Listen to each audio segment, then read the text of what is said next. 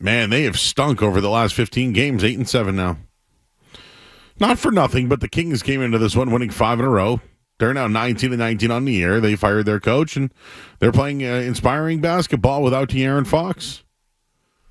They came ready to play. They put up 34 points in the first quarter.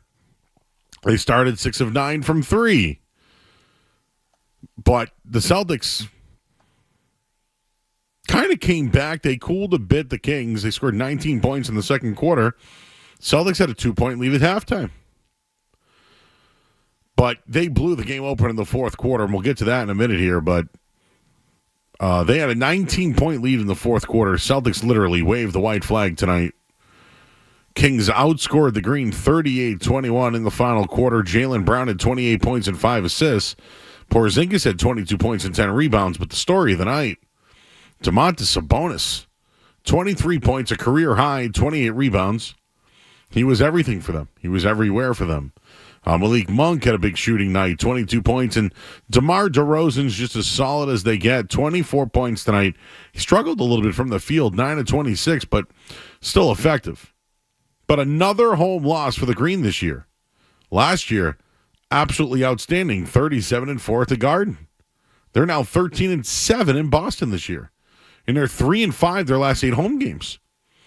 That's more losses over an 8-game stretch than they had all of last season. Celtics went 8-6 in the month of December. They just had that 4-game road trip where they went 3-1. Looked like things were becoming positive, and then, well, you shot 26% from 3 tonight. I still think their issue is rebounding. People are going to look at the threes. But just an awful game. Awful game tonight. I do want to call out Jason Tatum, though. I know he had a double-double, 15 points and 12 rebounds. Well, where was he late in the game? And his turnovers were eye-opening. 8 turnovers on the night. He shot 5 or 13 from the field. I mean, Derek White went 0 for 6 from threes tonight. Drew Holiday had just 5 points. I mean, they struggled offensively for a really long stretch tonight. Kings had the edge in second chance points, 13-8. They had 16 offensive rebounds compared to the Celtics' 8. They also got beat in fast break points, 17-7 tonight. The Green shot 11 of 41 from 3. Kings did get hot late in the game, though, going 8 for 11 late to put it away. And the Boston Garden crowd tonight let their feelings known. Boos came over the crowd midway through the fourth quarter. The boos were deafening, noticeable. The fans were absolutely disappointed tonight. Worst loss of the season for the Celtics. Timeout, Joe Mazzulla, and some boos raining down on the Celtics. 21 points, 24 rebounds for Sabonis. Hear that? Coming home from the game tonight, you want to talk about it. 617-779-0985. So, first and foremost, I'll be honest, I'm still not worried. Still not worried. Tonight, though, what bothered me was, I know Tatum had a double-double and had 12 rebounds, but his turnovers hurt again. And where was he late in the fourth quarter? So that's I want to get on that one. But in general, though, Skaz, no Derek White, no show by Drew Holiday. I think that they were kind of left hanging out there, and he was doing it all as much as far as rebounding goes. Yeah, I mean, obviously not a great game from Tatum. 8 turnovers, just can't win playing that way. But yeah, the things that really stood out for me was Drew Holiday was not good tonight, a team high minus 18. And then Derek White and Jaylen Brown had a combined 2 rebounds. That's just in a game where Sabonis is racking it up like that. And you mentioned, Tatum wasn't great tonight, but 12 rebounds. You can't have White and Brown having 1 rebound apiece. Like at some point that becomes an effort thing, just being in the right spots, going after the basketball, and to have guys like that, especially, Jaylen and Derek, because they're so athletic and they're everywhere. They're usually around the rim playing defense. So for them to have 2 rebounds on a night where Sabonis is doing that to you, a couple concerning trends coming out of this one. Yep. Although, this was the first game back from a road trip. I don't want to give them excuses. But this is a spot where you generally fade a team. Like, you just went on the road trip. First game back against a team without their star player who fired their coach recently. Now they're hot. What's up with that, by the way, for the Kings? Was it really Mike Brown? Is it De'Aaron Fox? What's going on there? I don't know. I heard Grandy mention that they're a better team this year without Fox, and Doug Christie has those guys playing some defense. They were engaged tonight. Kudos to them. Celtics played uninspiring basketball. It's concerning when you take those threes and you don't rebound. They're not going to change the philosophy. So when people say they shoot too many threes, they shoot too many threes, they shoot too many threes. Yes, tonight, 41, you shot 27%. That's not good. But can you rebound the damn basketball? You got to rebound those shots. That's where I stand. I think rebounding's been their issue. Sabonis dominated the game. Absolutely dominated the game. And I know late in the game, I mean, I just look at it right there. Holiday and White. Woof. Just 8 points combined from the two of them. I still think that at times Al Horford's still trying to find out if he's a starter or a bench guy. He's just not the same player coming off the bench. I almost wonder if it's worth, I don't even want to bring it up, but is it worth maybe playing double big? Like, do you remove maybe one of them, White or Holiday, just to change it up a little bit? I'm just, spitballing. Horford plays amazing as a starter. Off the bench, he's a different player. What'd you think about taking Drew out of the starting lineup? Out of respect, no. It's probably not White, though. Like, I think he's kind of a, But the only thing with Drew is, could you say to him, hey, we're going double big here because we're getting beat on the boards. Would you like to be more of an offensive option off the bench? Like, be the point guard of the second unit. Run the second unit. Yes, because Pritchard's still going to do his thing. And listen, they're trying to. The whole thing here is they're trying to get Porzingis back in the mix, and he's been fine, right? Played well in the last game, 22 points tonight, 10 rebounds. Like, it's good. It's just not gelling yet, and I think I would probably go double big. I'd probably go Horford, Porzingis, and try to get someone going. Maybe it's Holiday. Maybe it is him. Maybe it's a way to rest his legs a little bit too. When the playoffs come, Drew Holiday is the guy. But at least to adjust it here, he gave you 5 points and shot 2 threes all night. Could he give you a little bit more off the bench? He's played coming off the bench before. Derek White has too. I think that they're trying to figure out something in gel, and they're just getting beat on the boards, and I just think that Horford needs to be more involved. That's all. They'll figure it out. I'm not worried. Still don't think they're going to lose to anybody. Tonight was embarrassing, though. You go to a game like tonight, you lose like that, makes you start to think maybe there's an issue. That Bruins stink is just all over that building right now. I agree. Oh, 10-5, touchdown, Texas! Hook 'em horns! Touchdown! Quinn Ewers to Jaden Blue, 26 yards. I'm Keith Jackson. Whoa, nearly. I was waiting for it. Sorry, there's a very important football game on. As this, am I really doing analysis here on the Celtics? They shot the three really bad. They didn't rebound at all. They let Domantas Sabonis literally dominate the game. And somewhere in the fourth quarter, Jason Tatum goes, I think I've had enough. It's not many times I get on Jason Tatum, and I'm telling you that tonight his 15 points and 12 rebounds and 5 assists, he was giving it all he had, but no one else was contributing on the boards. So as much as I want to get on him for disappearing in the fourth quarter, best player, blah, blah, blah, He got zero help tonight. So if Tatum's listening, you were the only guy, bro. All right? You sucked, though, in the fourth quarter. You turned the ball over 8 times. Yeah, I think the frustration with Tatum is still an issue. He still gets frustrated. I think he's frustrated with the team tonight. Yeah. Tonight, I think he was like, I'm getting no help here. And he can't be the only guy down there rebounding. And Max said it in postgame where he still lets the refs get to him at times where he doesn't get a call on one end. He comes down the other end, commits a bad foul. And that happened right in the middle of Sacramento going on that run. It was, in the beginning of it. And yeah, that's a concern. And, it's tough. You got hit 8 turnovers tonight. But yeah, he was the only guy rebounding. But yeah, not a good night for anybody on the Celtics tonight. The Kings made 8 3-pointers in the fourth quarter. Do you know how many the Celtics made in the game? 11! Skaz, people are going to tell you the threes. I'm only bringing that up because they tapped out. Well, I talk about other teams tapping out. Celtics tapped out tonight. They got out-rebounded, out-hustled, everything. Outshot. In the fourth quarter, they were like, all right, well, New Orleans is coming in. Why don't we just beat them up? That's what happened tonight.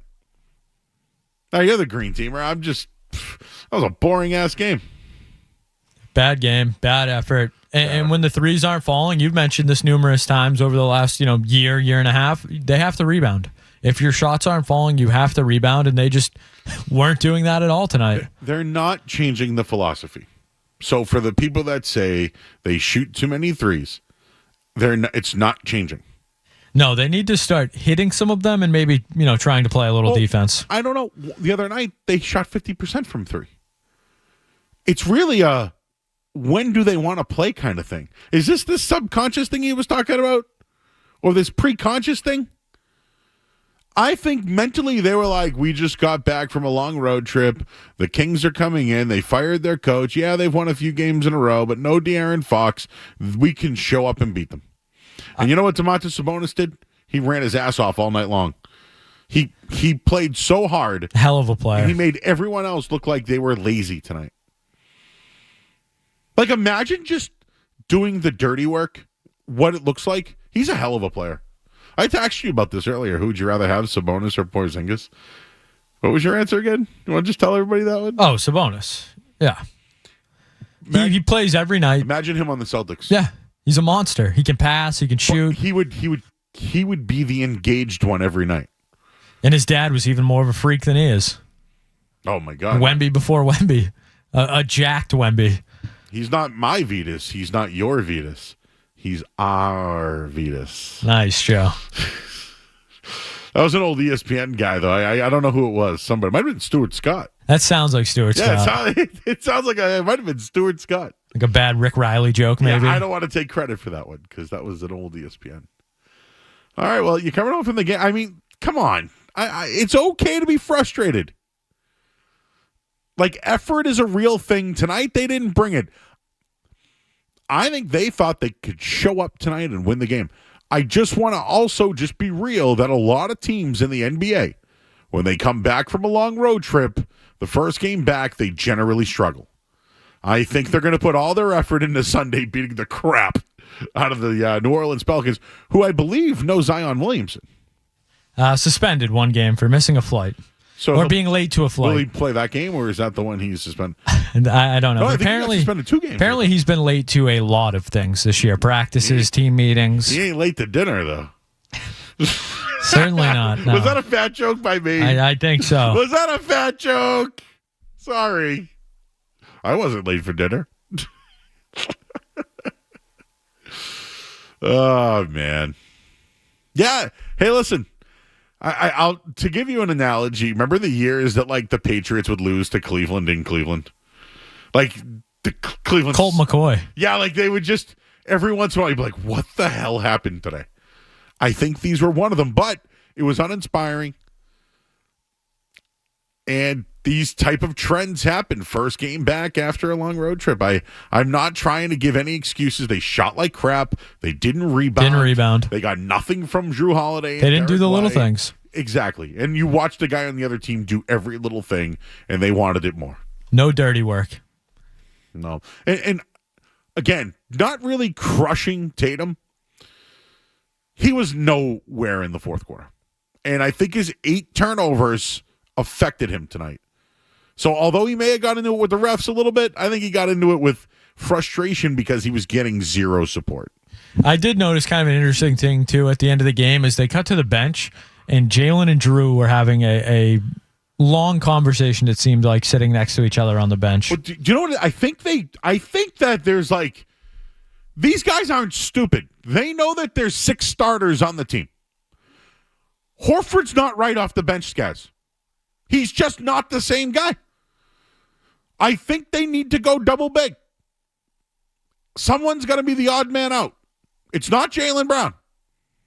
It's not Jason Tatum, right? It's probably not Derek White. It's Drew Holiday. And I'm wondering if maybe it will get him going a little bit offensively. He picks and chooses when he wants to score, and he's a great player because of that. I think they need to get back to their rebounding ways, and when they do have double big, they're really hard to defend from 3. I'd go back to that. Try it. Who, you playing the worst team in the league on Sunday? Try it. If there was ever a team to experiment against, they're the one. The get-right game is Sunday. Trust me. I wonder what the line. I bet you the line's 17 right now. I feel bad for New Orleans. Now, that's when I would start to be concerned, Skaz. They shoot 30% against New Orleans and get out-rebounded, and no concern from me just yet. All right, we'll take a quick break. Football game. We'll tell you what the score is for that coming up next here on 98.5 The Sports Hub. Don't go anywhere. There's more Joe Murray. On the way.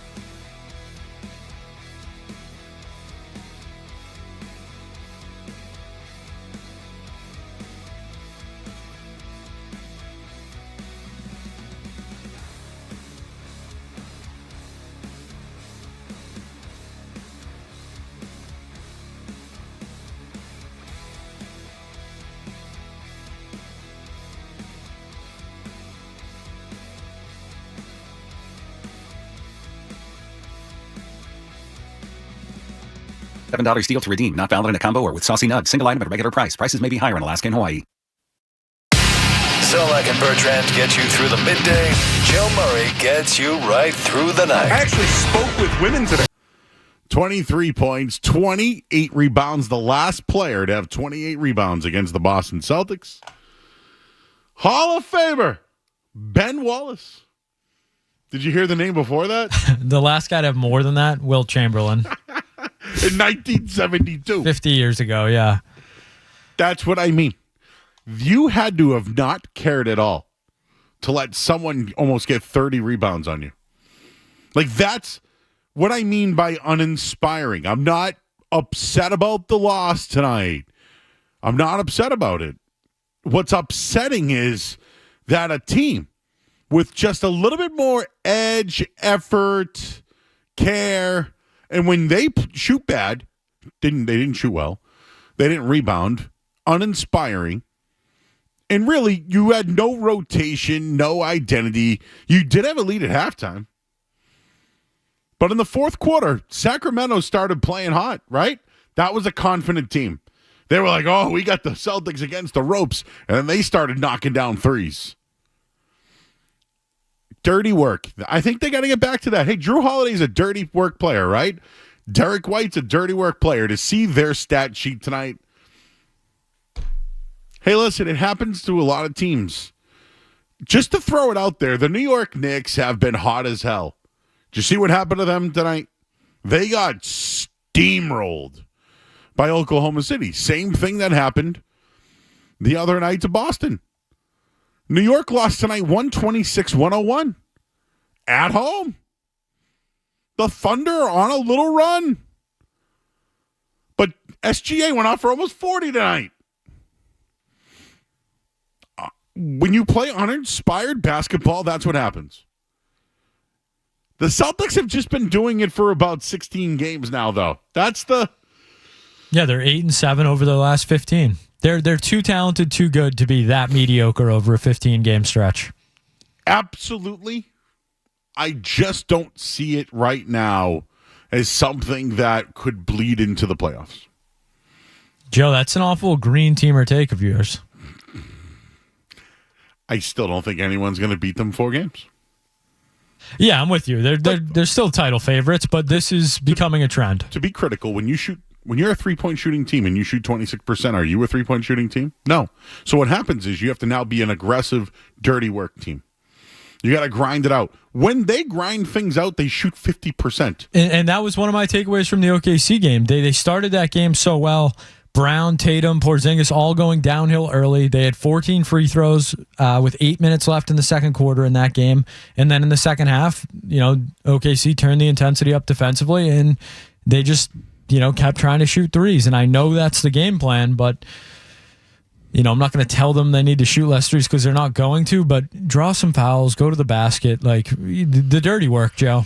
I think that another part of this dirty work is Al Horford. The guy does everything right? He sets screens well, he rebounds, he boxes out, he shoots threes, he knows when to up fake and make the extra pass. Like, he's not on the court. I say double big because where are their biggest issues? Rebounding, giving up points inside the paint. Does the double big help them in transition, those guys? No. That's where they struggled at 17-7 tonight, transition. And Cameron, I'm going to butcher his last name, but Tabatabai, he's all over Celtics Twitter. He's works for the Celtics Wire. He just had a great tweet. Celtics are 8-7 in their last 15 games. In that span, Boston ranks 5th in offense and 4th in defense. So very good, but in fourth quarters during that span, Boston ranks 8th in offense and 26th in defense in the fourth quarter. They don't have a fourth quarter rotation. Are they running out of gas? It's fourth quarter rotation. I don't think tonight the Horford the Tatum thing. It was almost a tap from Tatum, like white flag kind of thing, and Missoula pulled him. So I don't want to Oh God, flags, refs. That was a throw. Someone's down there somewhere. I know. It was Flacco-esque. You're very. Tatum in the fourth quarter, it wasn't a great look. Can I give you one more? Jaylen Brown had a pretty good offensively. You look at it, 28 points. What else did he do tonight? Did he do anything else tonight besides score the basketball? Did he play defense? I mean, I don't know. There are these nights where I think he does very well offensively, and I look at the rest of the stat sheet. Okay, he had 5 assists. 1 rebound. 1 rebound. Woof. And he's the 3. Think about this. This is what I'm talking about, double big. You ask more rebounds from Tatum, and I think he's been consistent. He's been the most consistent rebounder on the team. Porzingis got you 10. Your next guy's Drew Holiday? Technically, it was Luke Cornett off the bench, but whatever. That's a problem. Yeah, the Kings are a bad matchup for the Celtics bigs. When you get into the Cornett-Cater range, they're just too quick. They got to figure out late in games what they want to do down the stretch. It either has to be Horford or Porzingis. On a perfect world, Skaz, it's probably Horford. Like, Porzingis gives you what he can early on, down the stretch. It's Al Horford playing defense. I know it's tough to hear. It's their best defensive unit, and honestly, I think it's their best offensive unit. But Porzingis just hasn't gelled yet. It's not. They'll work it out. They won a championship with it last year. Let's talk to Matt. He sounds frustrated. He's in Lowell. Hey, Matt.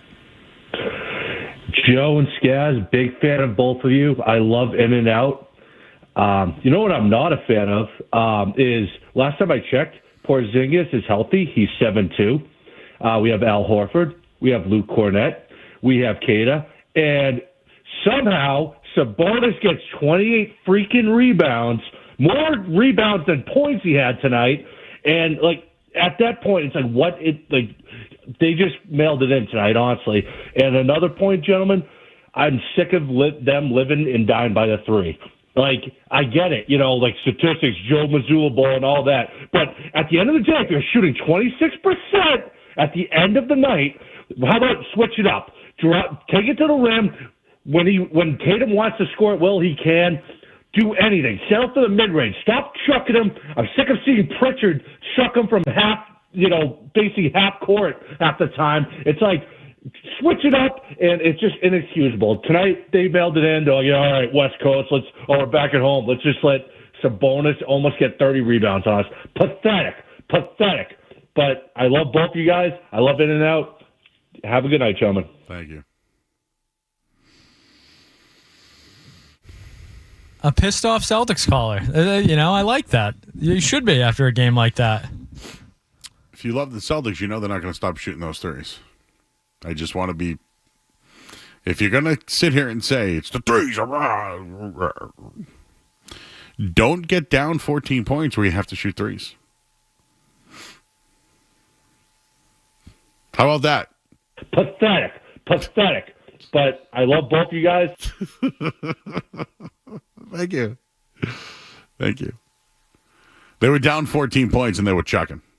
Oh, they were chucking tonight. They were. Remember that time they tried to break the record? They chucked. That was a chuck fest. This wasn't quite that, but no, ugly. Ugly. They were down 14 points and they started chucking. I'm not. You have every right to be frustrated. You have every right to be frustrated. I think they're just working out some kinks. Porzingis is right now, I think. Is he in the middle of it? Do you think he's got something to do with it? I think he's been pretty good. Statistically, he's been good. But is he like a wrench in what they do right?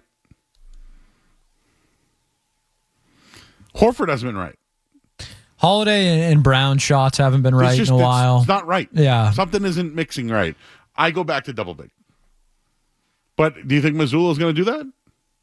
I think Mazzulla is going to be like, Al, you figure it out. I'm going to start Hauser on Sunday. You know what? When they did start Hauser, he got his shot going again. He wasn't right tonight. I wonder if he was dealing with a back thing. Early on, he shot 2 threes. I actually didn't see what he finished with. Hauser? Yeah, he played 13. Oh, actually, he did hit that three. He had 7 points. In the second half. All right, he struggled in the first half. I will say that. But like 2 points out of Horford's not going to get it done.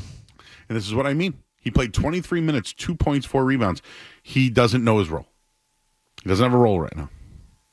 Or isn't adjusting to the role. All right, well, that's it. That's all I got for the Celtics, unless you want to be mad. Hey, what's going on with the coaching search? And, Brad Marchand. They're in Florida, right? So how could they listen to anything? They see it on social media? Is that what they did? Hope the mom's trip isn't ruined. Oh, was it one of the moms who popped off? And then they were like, Marcia, you need to say something about this. Marcia, you believe that guy saying that there's problems between you and Pasta? Maybe he was speaking for her mom. Maybe he was. All right, we'll get the final headline of the night. I'm Joe Murray. Sports Hub headlines. Celtics lose tonight. 114-97. It wasn't good at all. 28 points, Jaylen Brown. 22, Porzingis.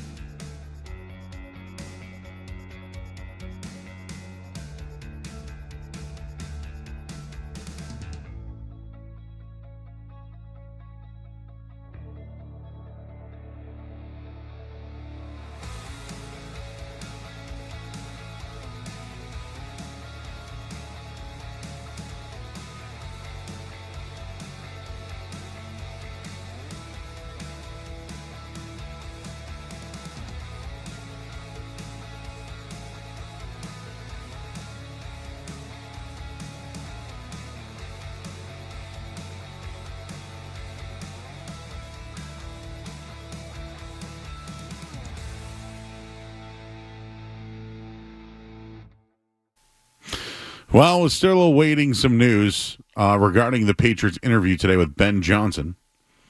According to Deanna Rossini, she said things were great. I just read somewhere a little while ago from Josina Anderson that they may take this weekend to think about all their options.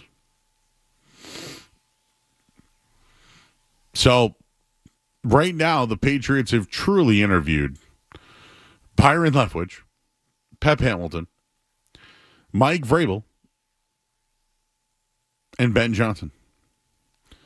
And Ben Johnson's obviously on the bye week. He's going to play next week, so he can only really interview on a Zoom meeting. So, what's it going to come down to for the Crafts to get this thing done? Do they want Mike Vrabel? What's Vrabel's contract demands?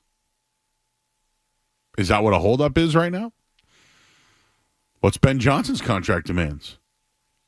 And I don't know, would his staff be guys that he knows and he's worked with? What would that look like? What's best for the Patriots? A defensive-minded coach that they're comfortable with, or an offensive mind that can get the most out of Drake May during his rookie contract? I think it's Ben Johnson. Mike Vrabel's got a few options. I also think that Ben Johnson has a few options himself. So, the Raiders are in play. They have no GM, no coach. That's at least intriguing for available coaches right now. But something happened tonight that I wanted to share that Skaz sent to me.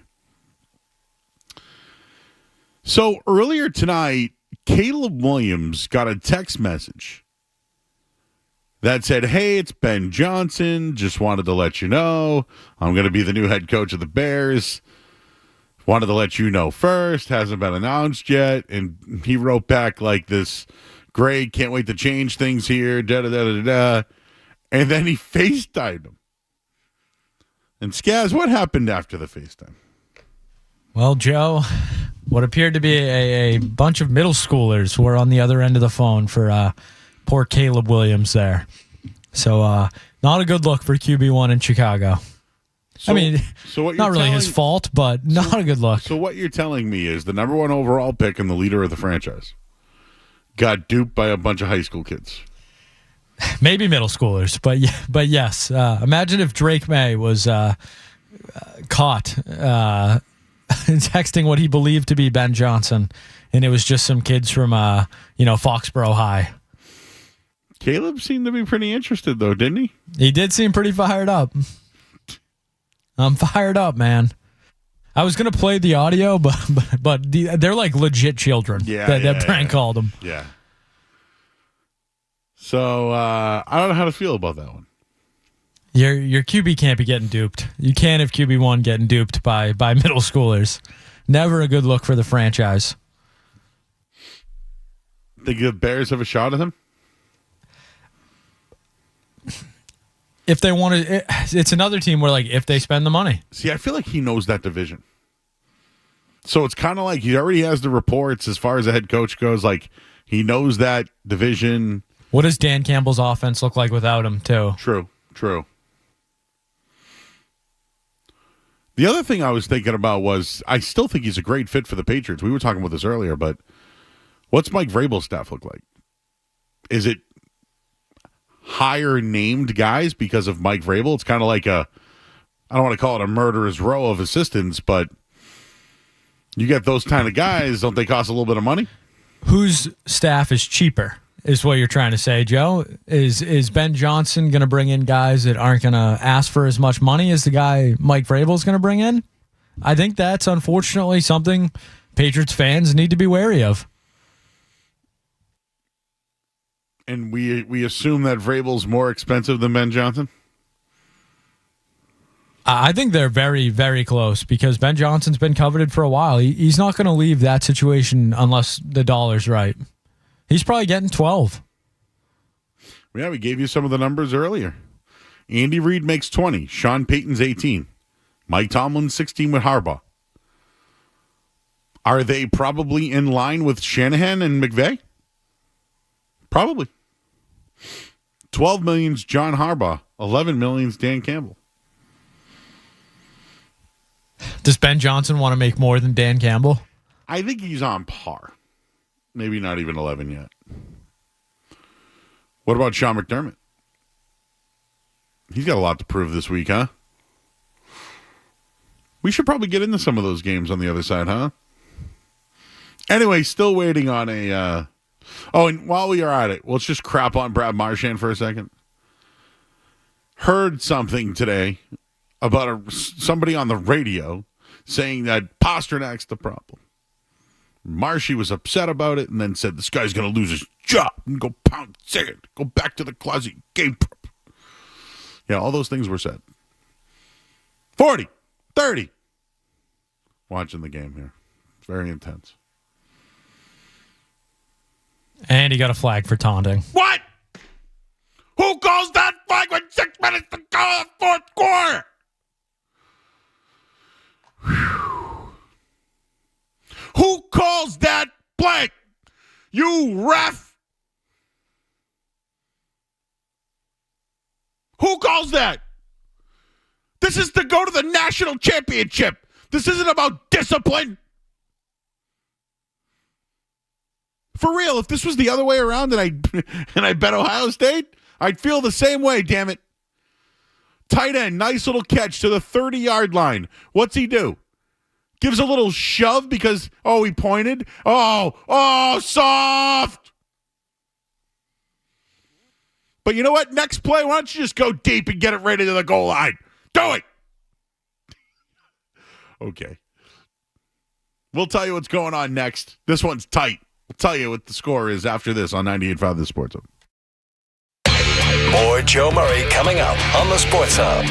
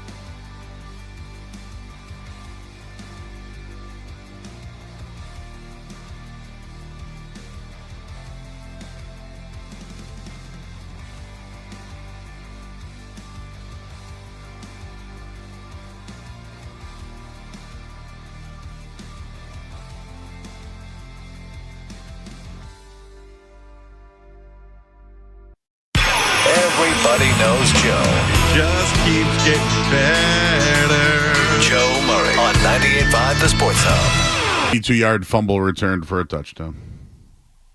Was that Sawyer? Yeah. That's it. Drew Aller made the terrible throw last night. Quinn Ewers made it tonight. Was that your guy, Sawyer? Oh, yeah. Will Howard made the same mistake in an Oregon game earlier this year, remember? I mean, like, we're watching quarterbacks melt. You think he's a first-round pick? Sawyer? Yeah. Is he a linebacker or a safety? Like, I don't know what he is. I thought he was like Probably a linebacker. Yeah. Scoop and score for a TD. This is extremely disappointing. I have Texas, so, I mean, they could still backdoor. Who knows? But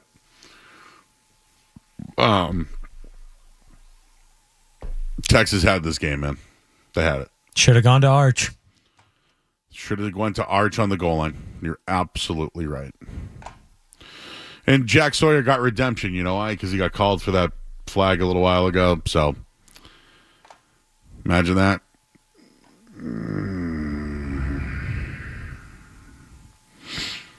What do you think about the games this week, Skaz? Chargers, Texans.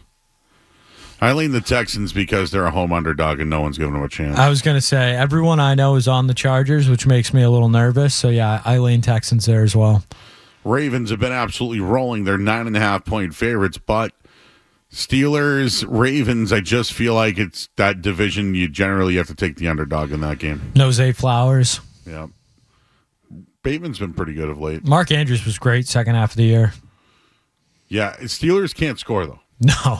So that's why, like, the Ravens could go up 14 before you know it. And you think we see any Justin Fields in that game? No, but there is interest around the league still for the guy somehow, some way. Bills, Broncos. I got the Broncos covering 9.5. It's a lot of points. Very good defense. The Bills give up points. I think the Bills win the game. Yeah. John Gruden thinks the Broncos can upset them. Packers, Eagles. I lean Eagles.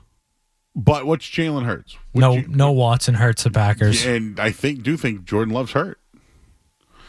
Commanders, Bucks. I'm just going to fade the rookie on the road. I know it's easy, but Vikings, Rams, the whole fact that it goes from L.A. to Arizona, I mean, Minnesota went from 1.5 point dog to 3-point favorites. So a lot going on there in L.A., and I just